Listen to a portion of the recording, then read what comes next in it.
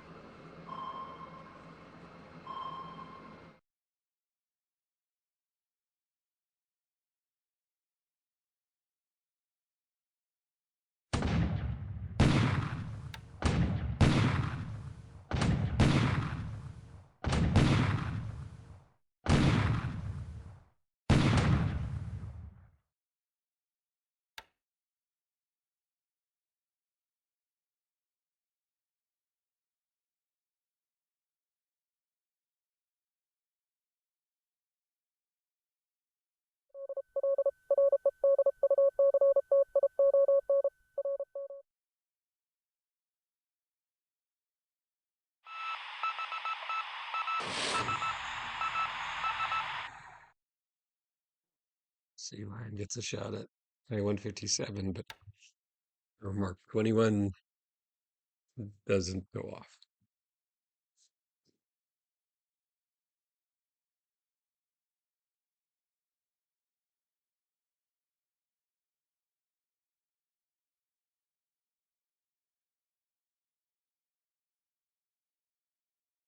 Ready's on SW Patrol continue to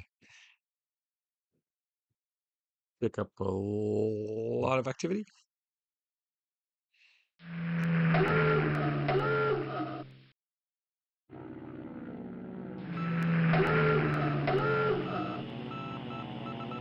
believe the pilot permit is hit in.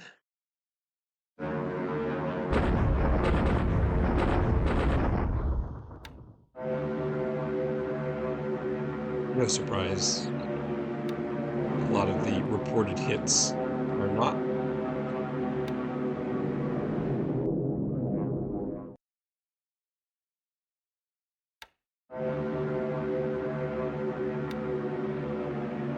Looks like he's switched his attention to the bulk of the retreating army.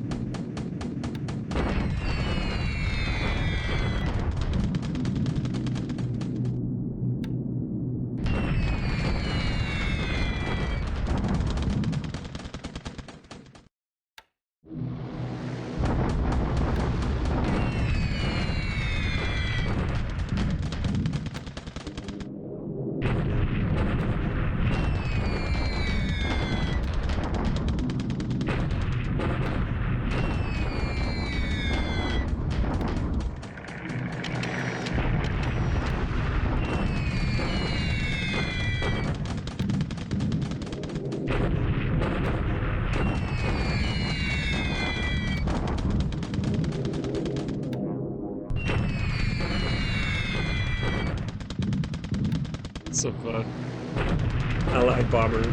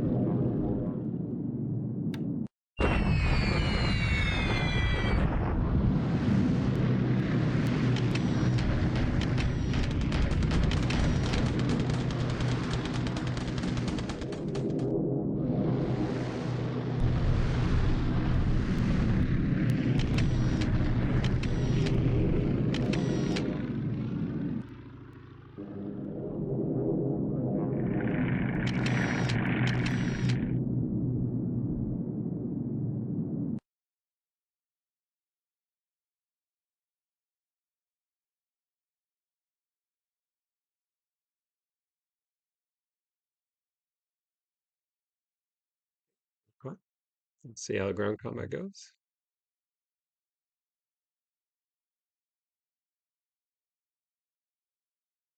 So this is our first attack against him in as Mount X. It's 3 anti-tank and some heavy mortars.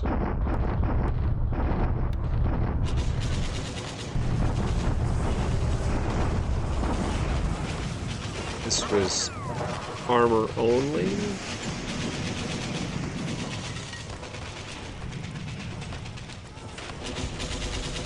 Low supply for him is good.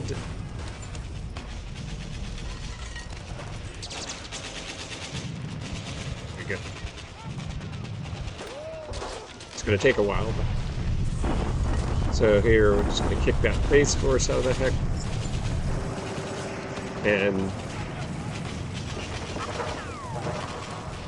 I calibrated it so everybody could, hopefully he wouldn't surrender and give our units a chance to pursue.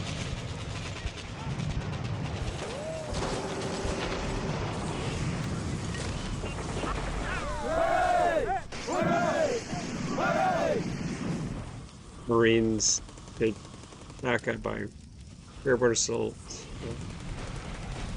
We've talked about this before. He uses those Marine paratrooper units as expendable. Now, Marines do have good rates of resupply of those squads, but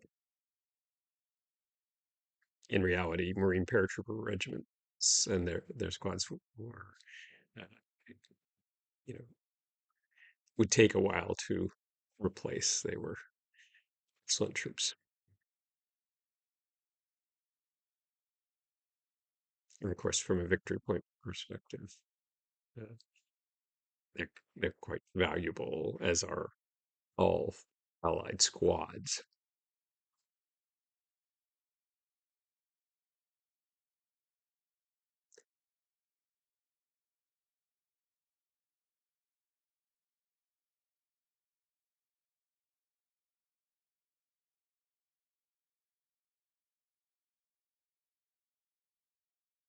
Let's go ahead and speed through the end of this. Okay, I'll just check in, see if anything unusual happened. Doesn't look like it.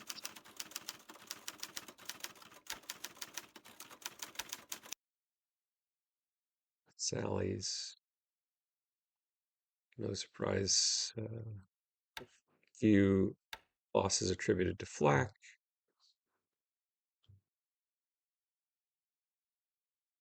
112th Infantry Regiment is closing in on Chittagong. Yeah, I'm not sure what this play is here on Doca. I mean, it's a full airfield, but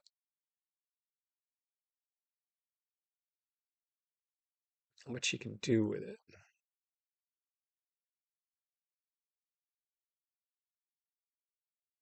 You can see 5th Division is out of its blocking position, and with the main body, we've reestablished control over the rail line, and you can see what it's, looks like he really only has one division here, which won't be enough to really make a dent. 4th Thai Division has arrived.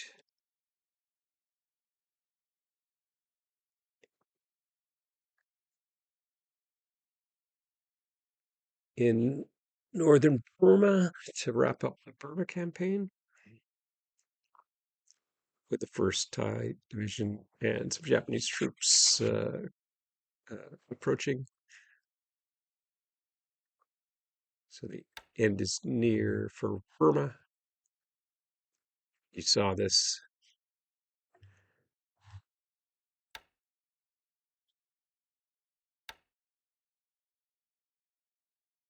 So the division's got a bit of a jump start on their move on Quellen. Which is going to take them a while to recover after the difficult fighting outside of Quellen, but that's okay.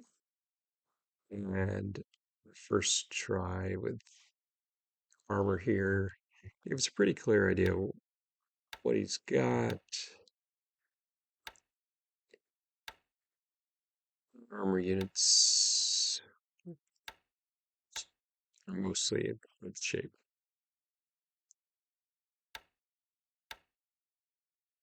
As our infantry divisions are just also in good shape. Okay, that's good. Let's just double check.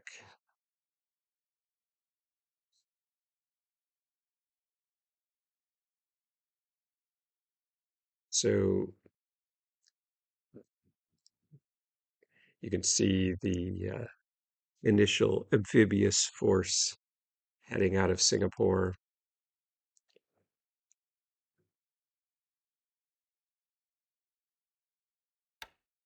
With the 48th Division as the main force unit and plenty of supporting units, they will stage off the Andaman Islands and then make the run on Ceylon, supported by the carriers.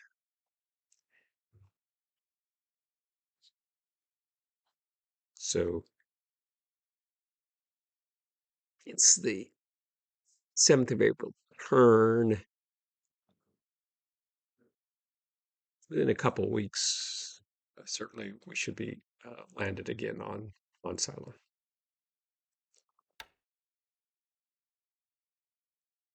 Okay, anything going on in the South Pacific? He's got some build up.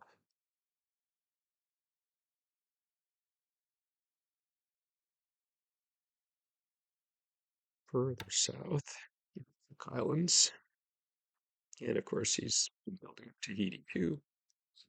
Pretty normal stuff. No sign he's using either of those bases. And he hasn't made a lot of progress. Get Niue.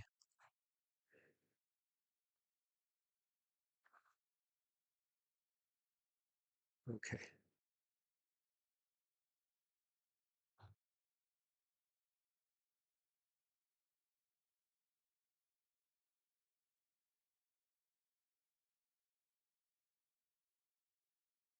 So decided to send Kaguro at cruise speed. She's stabilized, so we're not getting any more warnings.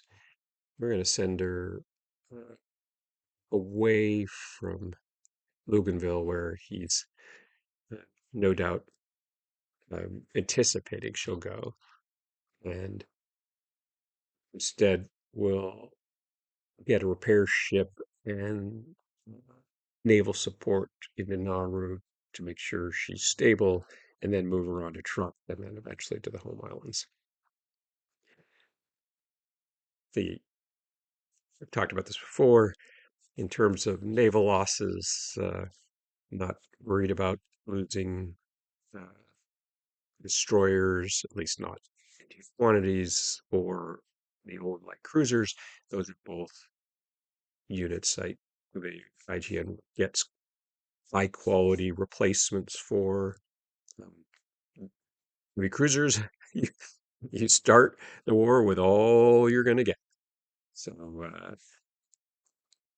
yeah, heavy cruisers are like gold to the Japanese Navy, um, while the other ships are you at least get some replacements for. And the Allied losses right now heavy, in cruisers have been quite significant.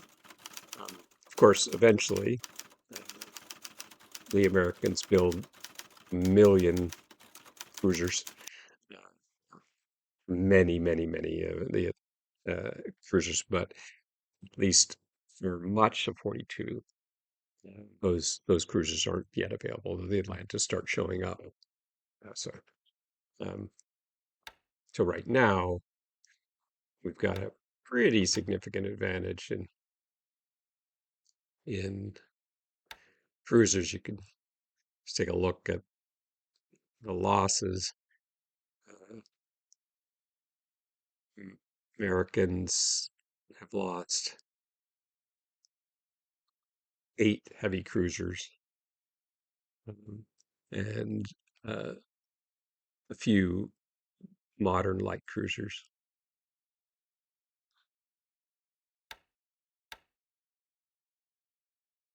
As at this point, we've just lost a couple. A little Yabari and Isuzu. Isuzu, yes.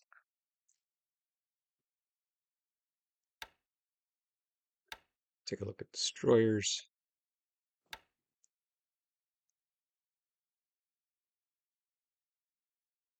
So here, 3 modern Kageros, 3 good Fubukis. These others are um, significant, but still quite a few destroyer losses. Um, yeah,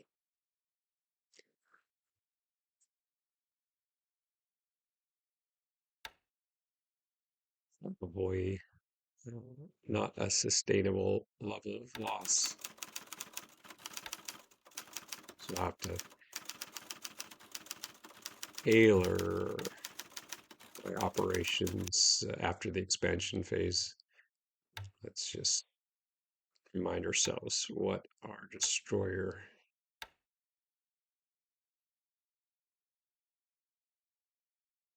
So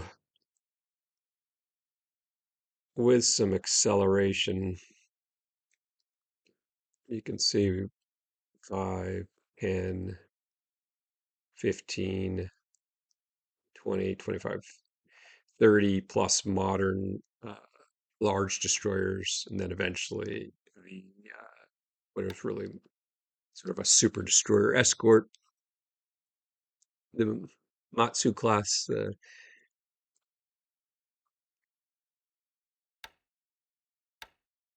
So we've got to manage the destroyer losses going forward, because while the ones we've had are replaceable, um, uh, starting to get to the end of what is replaceable. Anyway, I think that's it for the 7th of April turn, and I look forward to our next chance to talk.